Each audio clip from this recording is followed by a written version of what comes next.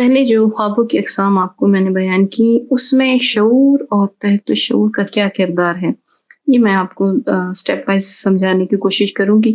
देखिए, एक ख़याली या नफ़सियाती ख्वाब जो होते हैं, ये हमारे रोज़मर्रा के ख़यालात, ख़्वाहिशात, खौफ़ और यादों का आकाश होते हैं। अक्सर ऐसा होता है कि हम दिन में जिस चीज़ के बारे में ज़्यादा सोचते हैं, वही रात को ख्वाब में आ जाती है। ये ख्वाब तहत शऊर की पैदावार होते हैं, जो ज़हन में पहले से मौजूद मालूमात को जोड़कर कहानी की शक्ल दे देते हैं। अब दूसरे ख्वाब होते हैं सच्चे या पेशेनगोई वाले ख्वाब, जिनको कहा जाता है। अब कुछ ख्वाब ऐसे भी होते हैं मतलब ये जिसको मैंने कहा ना, सच्चे या पेशेनगोई वाले ख्वाब, ये हकीकत में बदल जाते हैं, जिन्हें सच्चे ख्वाब या रोया सादका कहा जाता है। इस्लामी और रूहानी नुक्ता नज़र से ये ख्वाब किसी इल्हामी ज़रिए से भी आ सकते हैं, यानी अल्लाह का करम हो सकता है।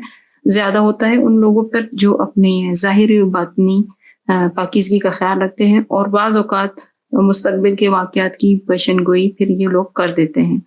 बाज़ माहिर नफ्सियात का तो यही मानना है कि तहत शऊर बाज़ औक़ात इन चीज़ों के को महसूस कर लेता है, जिन्हें शऊर नज़र अंदाज़ कर देता है, और यही कैफ़ियत हमें फिर ख्वाब में ज़ाहिर होती है।